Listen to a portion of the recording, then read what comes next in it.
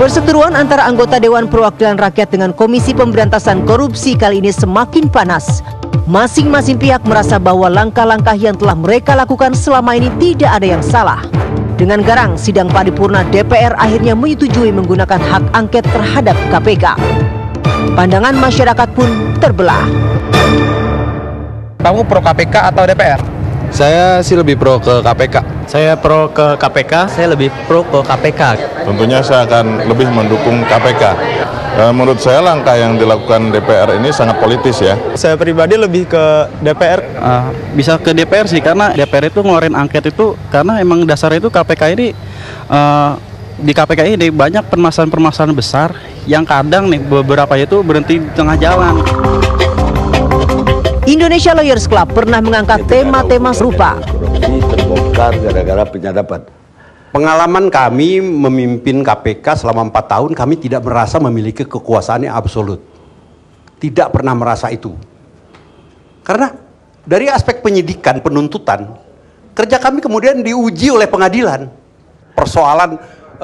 Persoalan penjagaan kerahasiaan. Ini persoalan internal bisa kita perbaiki. Jangan karena ada kebocoran-kebocoran informasi yang kemudian tidak mengenakan orang, kemudian kewenangan penyadapannya yang mau dipatahkan. Kita bakar aja karena lumbung itu karena ada tikusnya. Tikusnya aja kita potong, kalau perlu ditembak pakai senapan angin, selesai. Jangan pula lumbung yang mau dibakar, jangan kewenangan penyidikan, jangan kewenangan penyadapan KPK yang mau dicabut. Rontok nanti Pak, nggak punya kemampuan. Terus apa gunanya mau dibikin lagi KPK itu kalau sudah tidak punya kemampuan?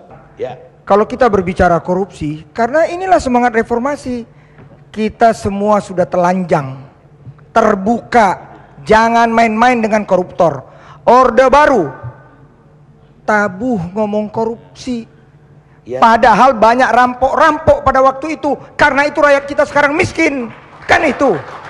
Jadi bukan sekarang banyak korupsi, tapi sekarang kita terbuka. Dan aku jadi sedih. The man behind the gun. Lembaga KPK harus kita hormati. Lembaga MK kita hormati. Manusianya juga sebenarnya harus kita hormati. Kenapa? Ini kan produk dari fit and proper test DPR. Kebetulan sebelum Bung Akbar, Bung Yani dan saya. Jadi kan orang itu. dulu yang milih. Ya orang dulu yang milih. Tapi ketua fraksi Anda sekarang bilang KPK itu teroris. Apa Anda tidak setuju sama ketua fraksi Anda? Jadi begini, Ketua Komisi 3. Jadi gini Bang, memang Komisi 3 ini Bang, semangat kebersamaan kami ini udah nggak lihat fraksi Bang. Satu, fraksi Komisi 3. Tugas daripada KPK mengembangkan. Pertama sebagai pimpinan banggar. Nanti setelah ada fakta dan bukti hukum, oknumnya. Sabar, ojo ke susu kata orang Jawa, kan begitu. Ini langsung marah-marah, akhirnya apa? DPR dimusuhi rakyat. Aku pun sebentar lagi takut pakai lambang DPR, takut aku digebukin di pasar kalau begini kelakuan DPR Bang. Ini saya mau kasih tahu sama ini yang terhormat wakil-wakil rakyat dan ketuanya yang baru ini, apa mungkin satu instansi secara teori hukum bisa sekaligus mempunyai 3 fungsi? Menyelidiki, mengadili, menuntut. Apa bisa itu? Ya orang boleh bilang super body, orang boleh bilang segala macam. Jadi saya kira negara kita ini sudah kacau. Kalau KPK itu mau diberes, jangan hanya pilih 5 orang atau 6 orang saja. Itu polisi dan jaksa semua harus diperiksa juga. Dites juga oleh Komisi 3. Yang ditulis di dalam angket itu adalah manajemen informasi di KPK itu sebetulnya bagaimana sih? Apakah memang ada kesengajaan menggunakan ruang sidang itu untuk menyebut nama-nama orang, terutama orang-orang tertentu yang dalam bidikan begitu, dan apakah boleh itu secara hukum? Itu yang pertama. Yang kedua, komplain seperti ini memang muncul di rapat komisi setahu saya, tetapi kemudian dalam ajuan angket pertimbangan ini saya kira tidak ada. Yang ada di dalam pertimbangan itu adalah soal-soal terkait penggunaan kewenangan dan anggaran yang memang di dalam Undang-Undang MD3 disebutkan siapapun lembaga yang menggunakan kewenangan dari negara dan menggunakan uang dari negara, maka dia layak untuk mendapatkan penyelidikan angket ya. Angket dalam hal ini dimaksudkan untuk menyelidiki pelaksanaan daripada undang-undang. Kini pertikaian kedua lembaga tersebut terulang. Tidak tanggung-tanggung, tim kepanitiaan khusus angket KPK dengan sengaja mendatangi lapas Sukamiskin untuk menemui sejumlah terpidana korupsi yang tengah menjalani hukuman. Langkah masing-masing pihak membuat perseteruan keduanya semakin runcing. Apalagi perseteruan yang diawali oleh kasus mega korupsi IKTP ini memasuki babak baru. KPK telah memanggil Ketua DPR RI Setio Novanto sebagai saksi dalam kasus dugaan mega korupsi IKTP. Namun pimpinan wakil rakyat itu tidak hadir. Entah langkah apa yang bakal dilakukan masing-masing pihak di hari-hari mendatang. Yang jelas masing-masing pihak merasa berada pada posisi yang benar. Lalu akankah perseteruan ini berakhir? Benarkah ada upaya pelemahan terhadap KPK? Atau benarkah tuduhan sebagian kalangan yang menyatakan KPK cenderung menjadi alat kepentingan politik tertentu dalam pelaksanaan tugas pemberantasan korupsi?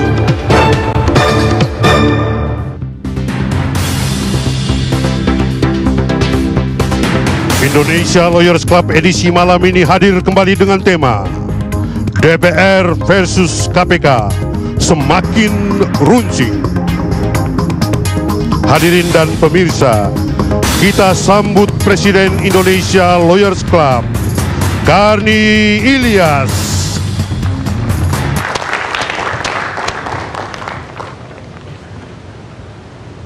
Pemirsa, sehabis Lebaran kita ketemu lagi hari ini.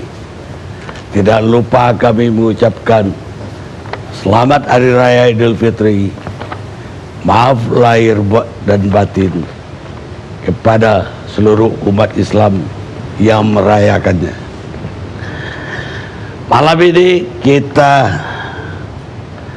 memilih topik DPR versus KPK.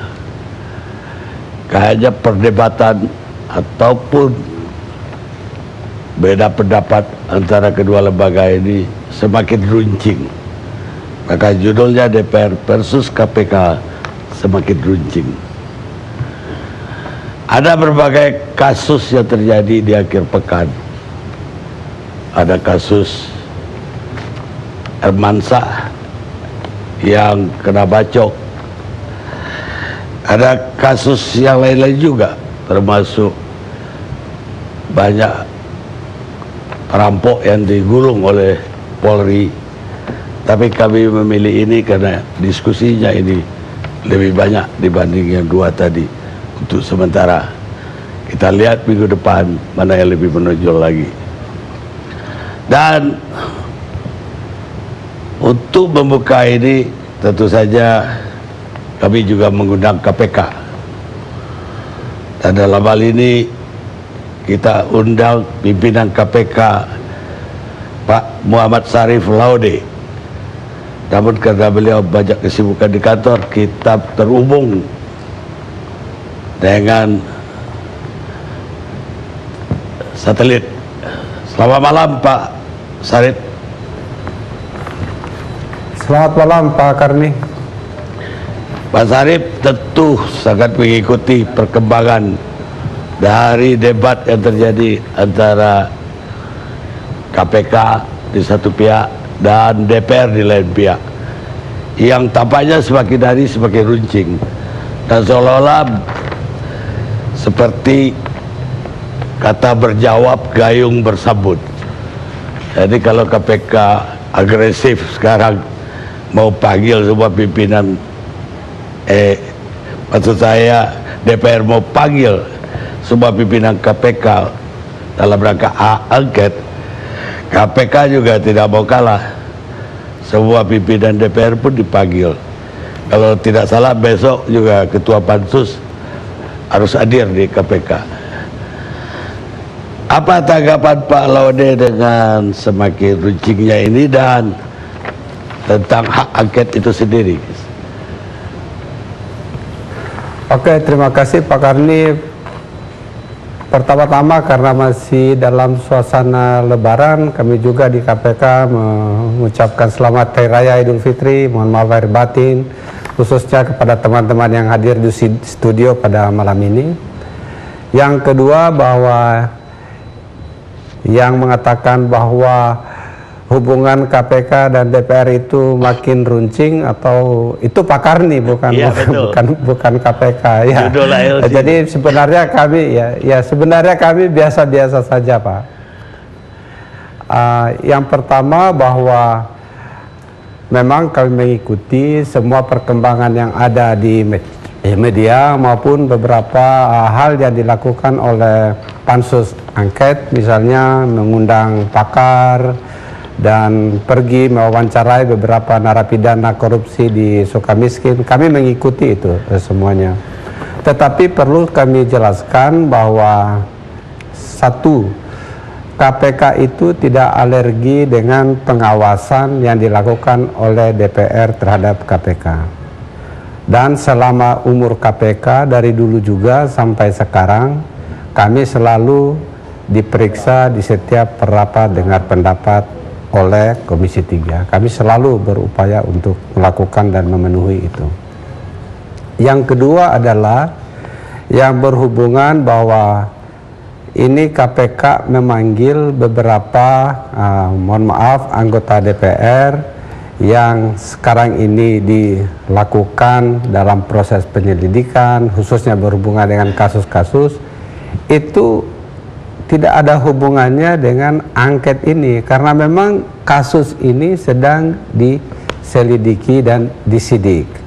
Karena sudah ada beberapa, khususnya untuk kasus EKTP itu sudah ada beberapa ditetapkan tersangka, dan ada beberapa saksi yang dibutuhkan oleh KPK yang kebetulan ada juga memang yang ada masuk dalam pansus, yaitu kita harus panggil. Jadi kerja KPK tetap berjalan sebagaimana mestinya dan tidak terganggu dengan pansus angket ini. Itu yang pertama. Yang kedua, sikap KPK sebagaimana telah disampaikan oleh juru bicara kami maupun oleh surat yang kami pernah sampaikan ke DPR itu tetap sama. Dan sebenarnya juga sampai hari ini perlu kami tegaskan bahwa KPK belum menerima dokumen resmi angket itu. Jadi kami hanya mengetahuinya dari media dan seperti itu. Jadi kami tidak tahu yang akan diangket di KPK itu, misalnya pelaksanaan undang-undang itu apanya. Semuanya itu tidak belum. Apakah seluruh fungsi dan kewenangan KPK? Ya, itu juga belum kami terima. Jadi hal itu. Dan yang terakhir, bahwa bukan terakhir, mohon maaf, yang ketiga, bahwa pertama, semua kasus yang berhubungan dengan EKTP itu tetap jalan. Kasus-kasus yang lain seperti yang berhubungan dengan BLBI juga sudah kita naikkan, dan pokoknya kerja KPK tetap saja berlangsung.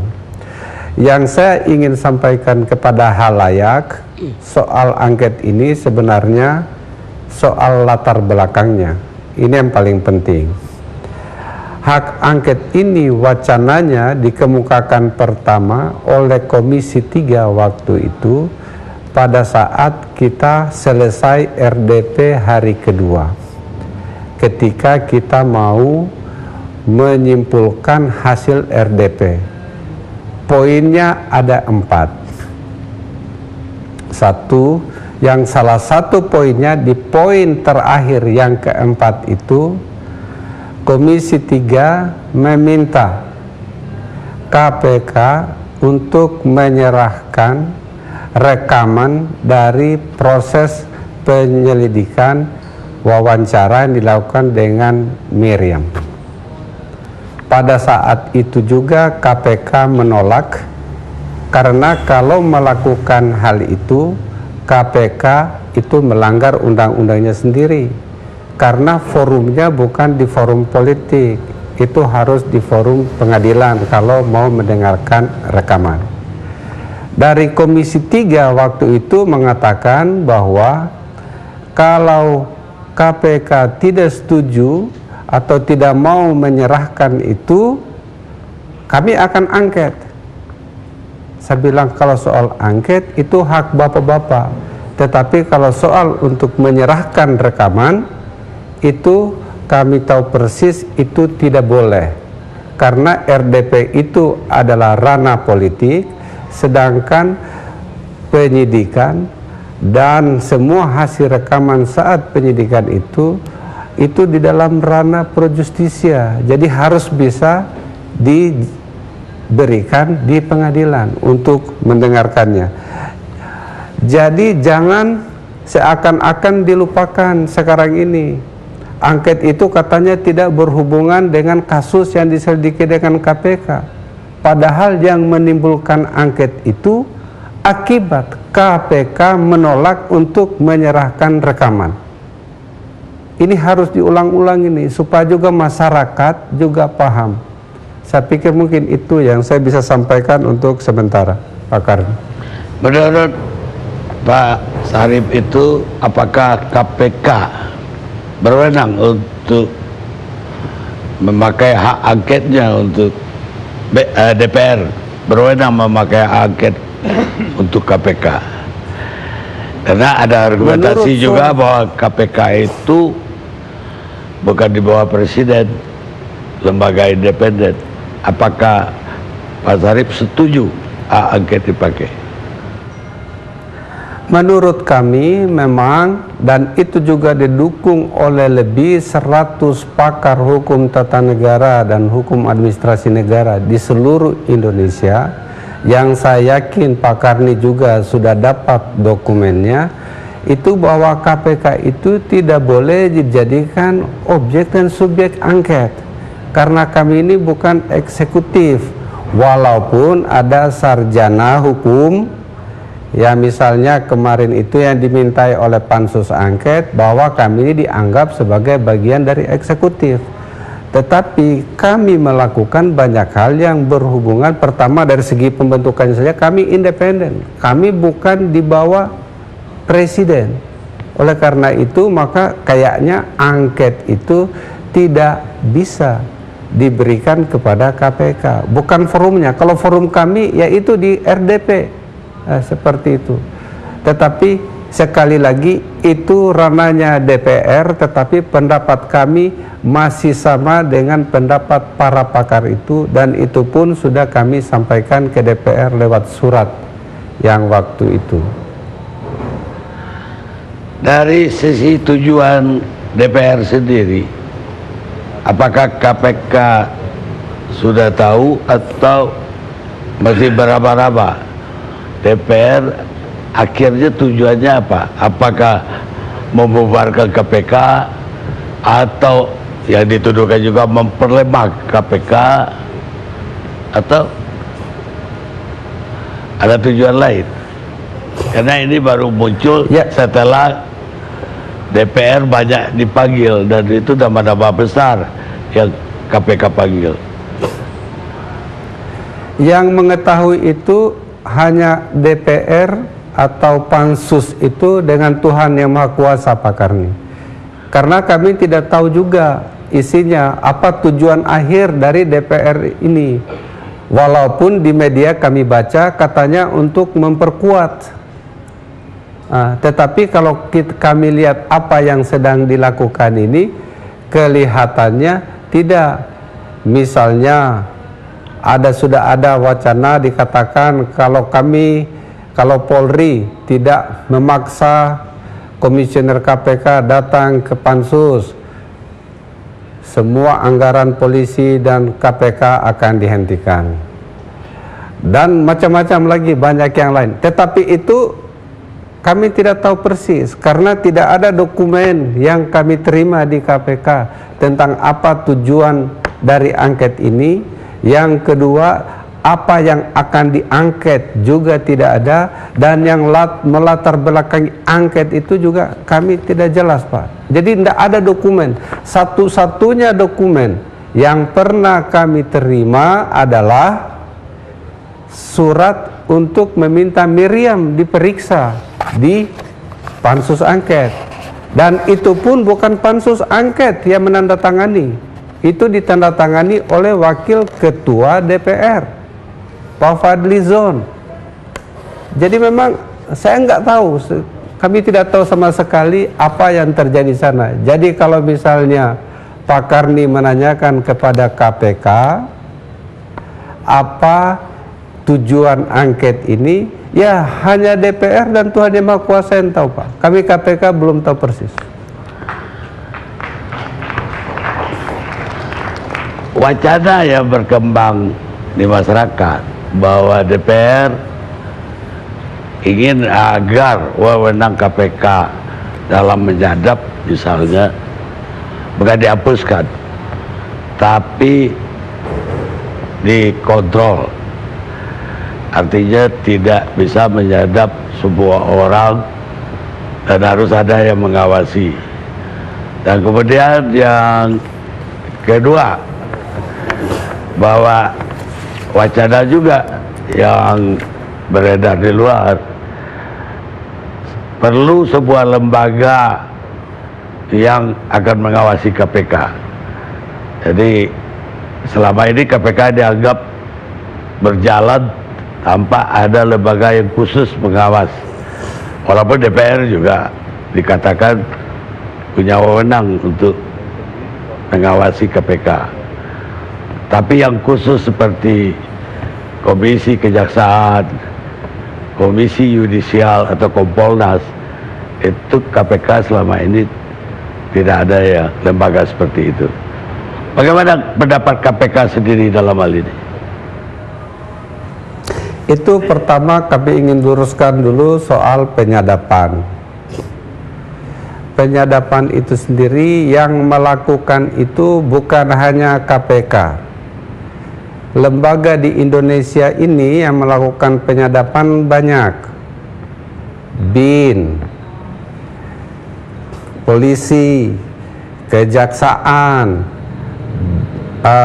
Badan Narkotika, BNPT, seperti itu. Semua ada, tapi yang selalu diributkan itu adalah KPK. Itu pertama. Yang kedua adalah tidak semua orang disadap. Tidak pernah semua orang disadap. Yang disadap itu adalah orang yang telah dalam penyelidikan KPK. Bahkan sebenarnya pernah Komisi 3 datang ke kantor KPK dan beliau-beliau itu ingin melihat ruangan sadap KPK. Kami antar, Pak, dilihatin semuanya. Terus ada yang berkelakar waktu itu, apakah semua data kami ini sudah disedot semua? Tidak, Pak, tidak seperti itu. Karena untuk menyadap seseorang itu diperlukan tanda tangan pimpinan 5 orang. Dan kenapa dia harus disadap itu? Harus sudah melalui pengaduan masyarakat dalam proses penyelidikan. Yang membedakan itu bahwa memang kita di dalam penyelidikan sudah bisa melakukan penyadapan. Seperti itu. Tapi semuanya bisa diaudit dan bisa dilihat, Pak, hasilnya itu. Jadi saya pikir itu. Yang berikutnya soal yang berhubungan dengan Dewan Pengawas KPK itu ini bukan isu yang pertama. Isu ini sudah lama dimasukkan, baik itu yang berhubungan dengan revisi Undang-Undang KPK, termasuk penyadapan, termasuk yang berhubungan dengan Dewan Pengawas, yang sampai sekarang itu kami merasa tidak perlu. Kebayang saja misalnya kalau kita melakukan penyadapan, terus kita izin dulu sama Dewan Pengawas, ya tidak ada gunanya lagi penyadapan, Pak, sudah bocor duluan. Dan yang melakukan penyadapan itu kalau dilihat dari komisi-komisi pemberantasan korupsi di dunia, bukan cuma KPK, Pak. Lihat CPIB Singapura melakukan, MAC Malaysia melakukan, ICAC di Hong Kong melakukan, FBI di Amerika atau SFO di Inggris. FBI bahkan saya baru pulang 2 bulan lalu di sana. Mereka bahkan bisa menjebak, melakukan kontrol delivery. Karena itu dijamin bisa dilakukan yang namanya itu special teknik. Di bawah UNCSC itu ada, yang kita juga sudah ratifikasi. KPK tidak melakukan itu. Bahkan ada anggota Senat di parlemen yang ada di Inggris, yang ada di Amerika itu disadap di ruangan kerjanya. Jadi saya diperlihatkan, jadi seperti itu. Kami tidak pernah seperti itu. Saya pikir itu Pak Kardi. Jadi kesimpulannya sebenarnya DPR tidak perlu khawatir lah. Teleponnya udah disadap semua oleh KPK. Tidak perlu sama sekali Pak. Tetapi kalau dia melakukan korupsi, bukan cuma mereka, semua orang yang melakukan korupsi di Indonesia, dan ada informasi tentang itu, dan kami sedang melakukan penyelidikan dan sudah ditandatangani, ada namanya surat dimulainya penyelidikan tertutup. Ya, bisa ragu Pak. Kalau jadi semua saya termasuk saya bisa ya kalau saya melakukan tindak pidana korupsi seperti itu. Jadi tidak usah takut sama sekali, tidak mungkin disadap. Kalau baik Pak Sarip, sementara saya pindah dulu dari Pak Sarip, saya mau ke Pak Yusril. Terima kasih Pak Sarip. Pak Yusril, ada tanggapan dan apa kemarin yang disampaikan ke DPR? Saya pikir Pak Sarip itu salah memahami apa yang saya sampaikan di DPR terkait dengan kedudukan dari KPK itu di dalam struktur ketatanegaraan kita. Saya mengatakan secara umum struktur ketatanegaraan itu dapat dibagi ke dalam 3 kategori. Ini teori sangat klasik dari zaman Montesquieu, yaitu eksekutif, legislatif, dan yudikatif. KPK itu kalau dimasukkan kategori yudikatif jelas tidak. Dimasukkan kategori legislatif, membuat undang-undang, juga tidak. Yang paling mungkin KPK itu masuk ke dalam kategori eksekutif. Apa sih tugas KPK itu? Kalau kita lihat dalam pasal 43 Undang-Undang 3199 yang mengamanatkan supaya dalam waktu selambat-lambatnya 2 tahun telah lahir satu badan yang namanya Komisi Pemberantasan Tindak Pidana Korupsi pada waktu itu. Dan kami menyiapkan RUU-nya sebelum 2 tahun itu berakhir. Dalam pasal 43 itu dikatakan bahwa tugas dari Komisi Pemberantasan Tindak Pidana Korupsi yang sekarang dibilang tindak pidana KPK itu adalah melakukan antara lain melakukan penyelidikan, penyidikan, dan penuntutan perkara-perkara korupsi. Tugas penyelidikan, penyidikan, dan penuntutan itu tugas siapa? Tugas yudikatifkah? Tugas legislatifkah? Atau tugas eksekutifkah? Di mana-mana di seluruh dunia ini yang namanya tugas penyelidikan, penuntutan, penyidikan dan penuntutan itu adalah tugas-tugas eksekutif. Jadi yang ditanya itu di mana ranah, di mana rumpun KPK itu dalam sistem ketatanegaraan. Saya tegas mengatakan rumpunnya ada di rumpun eksekutif. Jadi tidak bisa dia mengatakan, oh kami bukan pemerintah, rumpunnya di pemerintah. Kalau kita lihat ketika saya mengajukan rancangan undang-undang ini ke DPR pada waktu itu dan menjawab pertanyaan dari fraksi-fraksi, pemandangan umum fraksi-fraksi, yang sangat dikhawatirkan oleh fraksi-fraksi itu, terutama oleh fraksi TNI Polri pada waktu itu, adalah kemungkinan terjadinya tumpang tindih antara KPK dengan kepolisian dan kejaksaan dalam melakukan penyelidikan, penyidikan, dan penuntutan, khusus bagi jaksa. Polisi tidak bisa menuntut, hanya menyelidik dan menyidik. Kita lihat ini di mana ranah overlap ini. Overlapnya ada pada ranah eksekutif. Bahwa polisi, jaksa, KPK itu secara tidak langsung maupun tidak langsung dibentuk berdasarkan pasal 23 ayat 4 dari Undang-Undang 45 yang judulnya itu adalah kekuasaan kehakiman. Pasal 3 ayat 4 itu mengatakan bahwa badan-badan lain yang terkait dengan kekuasaan kehakiman dibentuk dengan undang-undang. Jadi polisi, jaksa, kemudian KPK itu adalah badan-badan kekuasaan kehakiman terkait dengan kekuasaan kehakiman. Tapi rumputnya ada di mana? Kita lihat pasal 3 Undang-Undang 16 2014 tentang kejaksaan. Kejaksaan itu jelas dikatakan tugasnya melakukan penyelidikan, penyidikan, penuntutan, pelaksanaan putusan yang mempunyai kekuatan hukum tetap, dan tugas-tugas lain yang diberikan oleh undang-undang. Kedudukan dikatakan Kejaksaan Agung berada di bawah Presiden. Hanya bedanya KPK itu dia tidak berada di bawah Presiden. Dia merupakan independen. Ranahnya ada di mana, rumpunnya ada di mana, rumpunnya ada di eksekutif. Clear. Jadi Pak Sarif tuh tidak mengerti apa yang saya sampaikan di DPR itu. Itu catatan saya yang pertama. Kedua, saya menerangkan ini dalam konteks lepas daripada persoalan-persoalan politik yang melatar belakangi pansus ini lahir.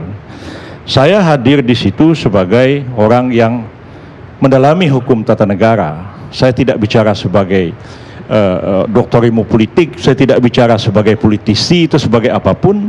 Saya melihat ini dari segi hukum tata negara. Hal yang ditanyakan kepada saya adalah, dapatkah DPR itu melakukan angket terhadap KPK? Saya mengatakan dapat. Mengapa dapat? Karena kalau kita baca pasal 79 dari Undang-Undang MD3 itu, angket itu adalah pelaksanaan fungsi DPR dalam hal melakukan pengawasan, dan angket itu ditujukan kepada dilaksanakan untuk menyelidiki pelaksanaan sebuah undang-undang dan atau ya kebijakan pemerintah. Pemerintahnya pakai P huruf besar, bukan P huruf kecil, yang menandakan dalam artian yang luas.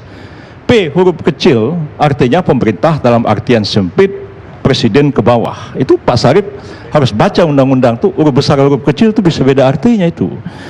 Nah, lalu kemudian dikatakan di situ bahwa saya katakan KPK bisa diangket nggak? Bisa, dalam rangka menyelidiki pelaksanaan undang-undang.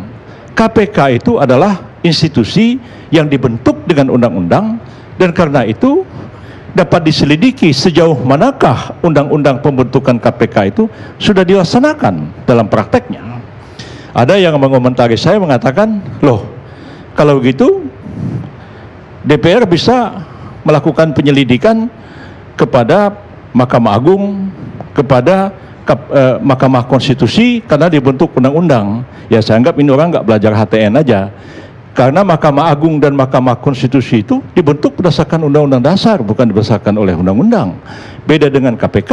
KPK dibentuk dengan undang-undang. Tidak ada perintah konstitusi untuk membentuk KPK. Lantas, yang kedua, kalau kita bicarakan KPK itu ranahnya eksekutif, dia bisa diangket, walaupun dia independen. Pertanyaannya, jangankan KPK, ya, Bank Indonesia independensinya disebutkan dalam pasal 23 Undang-Undang 45. Bank Indonesia. DPR sudah pernah membentuk angket Bank Senturi. Yang diselidik itu apa? BI. Dan tidak ada protes riuh rendah seperti sekarang DPR mencoba untuk melakukan angket terhadap KPK. Sedangkan KPK itu dibentuk dengan undang-undang. BI jelas pembentukannya diperintahkan oleh pasal 23 UUD 45, dan di dalamnya dikatakan BI adalah satu lembaga yang independensinya jelas diatur dalam konstitusi. Jadi tidak ada satu lembaga independen lalu kemudian tidak bisa diangket. Apakah DPR bisa mengangket Mahkamah Agung? Apakah bisa mengangket KPK? Menurut saya bisa. Karena Mahkamah Agung itu adalah lembaga negara, dia dibiayai dengan APBN.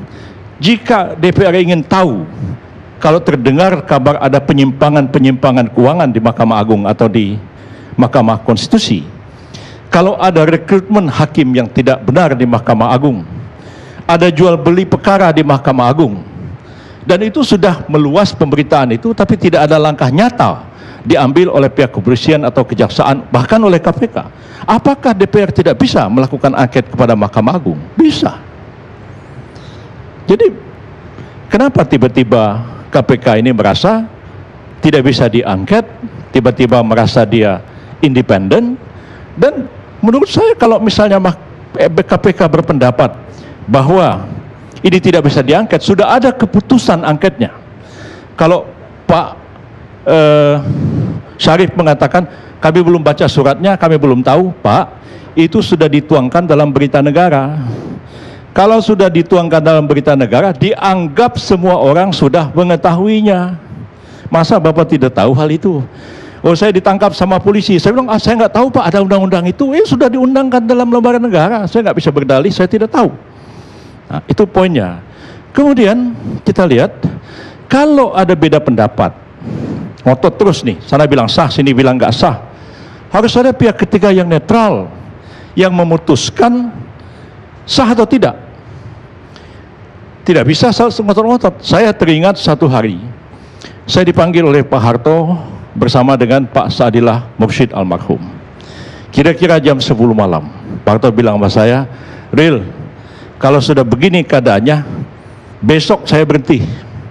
Kamu urus berhentinya. Belum saya menjawab, Pak Harto masuk ke kamar dan tidak keluar-keluar lagi sampai pagi. Dalam 10 jam kami menyiapkan skenario presiden itu berhenti.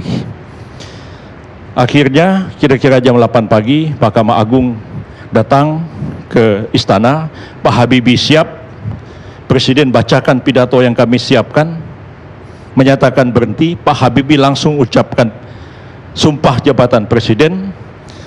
Besoknya mulai dari Emil Salim, Ali Sadikin, Profesor Subroto, puluhan profesor caci maki saya di media mengatakan Soeharto berhenti tidak sah, Habibie berhenti tidak sah. Saya sempat bilang sama Pak Emil waktu itu, Pak, hati-hati ngomong. Kalau Pak Harto berhenti tidak sah, berarti Pak Harto masih presiden loh. Kalau Pak Harto masih presiden, Bapak bisa ditangkap besok. Nah, lalu saya bilang, kalau kita debat terus sah tidak sah, bawa dong ke pengadilan. Maka 100 pengacara reformasi membawa persoalan ini ke pengadilan Jakarta Pusat. Mereka menggugat keabsahan itu, dan saya dipanggil oleh pengadilan. Saya minta izin kepada Akbar Tanjung, waktu itu Mensesnek, di bawah Pres Habibie. Bang, saya bilang, saya akan hadapi ini di pengadilan. Bang Akbar bilang, Ril, kaulah yang tahu itu, kau hadapilah di sana. Saya hadapi sendiri. 3 bulan sidang, ya, putusan pengadilan mengatakan menolak gugatan penggugat seluruhnya. Dan dalam pertimbangan hukumnya, majelis mengatakan proses berhentinya Soeharto dan dilantiknya diucapkannya sumpah Habibie sebagai presiden adalah sah dan konstitusional. Besoknya kemudian saya tanya Suhana Natawilana, Han, mau banding kalian? Berpikir bang, katanya. Dan sampai hari ini tidak pernah mereka banding, putusan itu inkrah. Jadi kontroversi Soeharto berhenti itu sudah ada putusan pengadilan. Jadi kalau sekarang KPK dengan DPR ini ribut terus, ya, kapan mau selesai? Ya KPK berani dong bawa itu ke pengadilan. KPK kan lembaga hukum, bukan melawan dengan politik. Ada mahasiswa datang ke sana, siapa yang setuju pansus berarti pro koruptor. Ini apa? Nah, ini membangun opini-opini yang tidak sehat dan tidak mendidik rakyat supaya cerdas menyelesaikan persoalan-persoalan. Kalau KPK bawa masalah ini ke ranah pengadilan, maka KPK memberi contoh kepada rakyat bahwa hukum adalah mekanisme untuk menyelesaikan konflik secara adil, aman, dan bermartabat.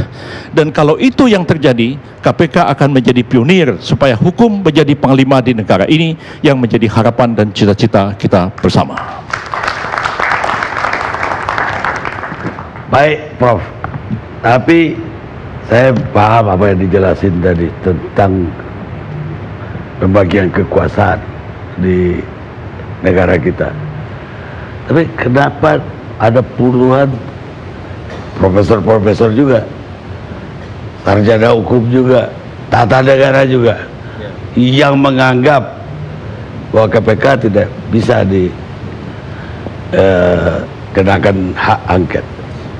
Begini Pak Karni, profesor itu kan bukan makhluk yang tahu segala-galanya, ya.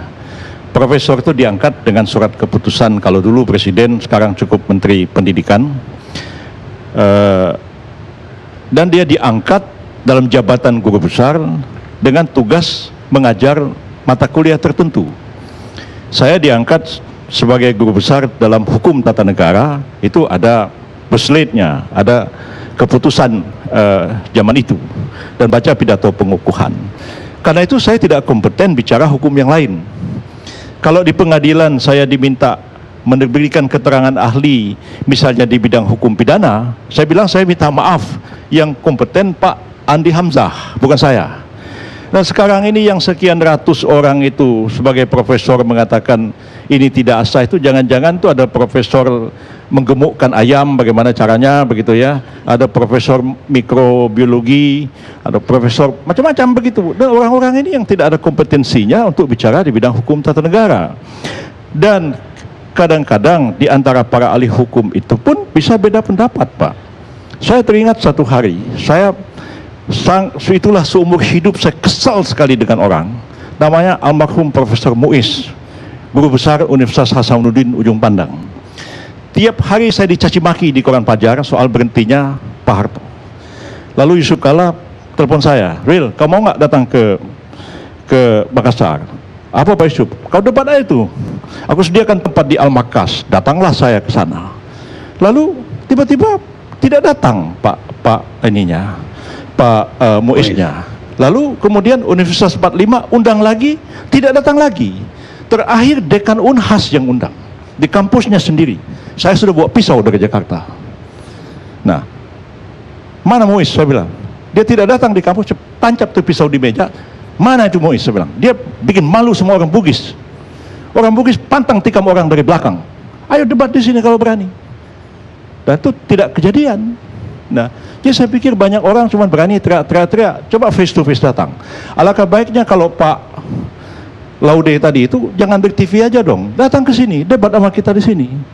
Kalau beliau ngomong di TV terus hilang begitu aja, wah repot juga kita. Ya nggak hilang. Gitu. Pak Sarif juga boleh menjawab, tapi setelah kita rehat dulu sejenak. Pemirsa.